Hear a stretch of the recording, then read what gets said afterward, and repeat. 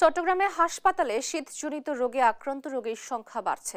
এ বিষয়ে বিস্তারিত জানাতে সরাসরি যুক্ত হচ্ছেন সহকর্মী এ কে এম নাজিম। নাজিম, হাসপাতালে পর্যাপ্ত চিকিৎসা অব্যাহত আছে কি জানাবেন?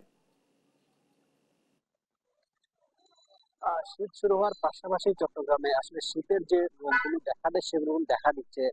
গত বেশ কয়েকদিন ধরে চট্টগ্রামের হাসপাতালগুলোতে শীতজনিত রোগের প্রকোপ বাড়ছে। এতে করে শিশু থেকে বৃদ্ধরা বেশি আক্রান্ত হচ্ছে, বিশেষ করে সর্দি কাশি এমনকি নিউমোনিয়া পর্যন্ত দেখা দিচ্ছে। আমরা যে হাসপাতালে রয়েছে চমেক হাসপাতালে, এই হাসপাতালে কিন্তু প্রতিদিন গড়ে অনেকগুলো শিশু আসছেন। তাদের মধ্যে অধিকাংশের কিন্তু জ্বর, সর্দি, কাশি, ঠান্ডার কারণে কিন্তু নিউমোনিয়া পর্যন্ত, ডায়রিয়া পর্যন্ত হচ্ছে বলে চিকিৎসকরা জানিয়েছেন। কারণ চিকিৎসকরা যেটি বলছেন, নগরের পাশাপাশি আশপাশের জেলা উপজেলা থেকে কিন্তু মূলত সবচাইতে বেশি শিশু রোগী এবং বৃদ্ধরা হাসপাতালে আসছেন। কারণ নগরে শীতের তীব্রতা কিছুটা কমলেও কিন্তু জেলাগুলোতে, জেলার উপজেলাগুলোতে কিন্তু শীতের তীব্রতা বাড়ছে। সেতে করে মানে সাধারণ যারা মানুষ রয়েছেন এবং যারা নিম্ন আয়ের মানুষ রয়েছেন তাদের মাঝে আতঙ্ক বিরাজ করছে। কারণ এই শীতের কারণে যারা শিশুরা রয়েছেন তাদের মাঝে কিন্তু বিভিন্ন ধরনের রোগবালাই দেখা দিচ্ছে এবং যেসব উপসর্গ হচ্ছে, যারা সর্দি থেকে কাশি বা সর্দির কারণে শ্বাসকষ্ট পর্যন্ত আসছে বলে চিকিৎসকরা জানিয়েছেন। সেজন্য আসলে জেলার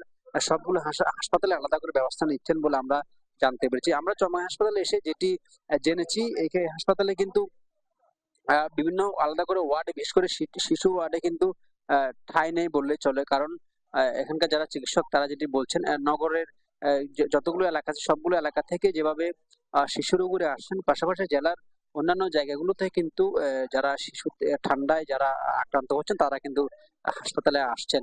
আরেকটি বিষয় যেটি আমরা দেখছি সেটি হচ্ছে যে শীত শুরু হওয়ার পরপরেই কিন্তু এখনো চট্টগ্রামে ডেঙ্গুর যে প্রাদুর্ভাব সেটি থেকেই গেছে। কারণ এর আগে যেটি আমরা দেখেছি, এর আগে যেটি আমরা দেখেছি, গত বছর কিন্তু শীত মৌসুমে ডেঙ্গুর তেমন প্রাদুর্ভাব ছিল না। কিন্তু এবার শীত শুরু হওয়ার পরপরই কিন্তু ডেঙ্গু এখনো রয়ে গেছে। সেজন্য কিন্তু সাধারণ মানুষের মাঝে আলাদা করে উদ্বিগ্ন কাজ করছে। এর পাশাপাশি শিশু রোগ যারা বিশেষজ্ঞ রয়েছেন তারা যদি বলছেন, শিশুদের যদি সর্দি ঠান্ডা লেগেই যায়, সাথে সাথে চিকিৎসকের পরামর্শ নিতে বলছেন।